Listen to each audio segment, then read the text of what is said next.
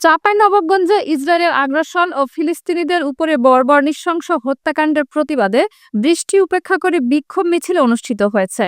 ২১শে মার্চ জুমার নামাজের পর ধর্মপ্রাণ মুসল্লিদের ব্যানারে জেলা শহরের শান্তির মোড় থেকে একটি বিক্ষোভ মিছিল বের হয়ে শহরের গুরুত্বপূর্ণ সড়ক প্রদক্ষিণ করে বিশ্ব রোড মোড়ে গিয়ে শেষ হয়।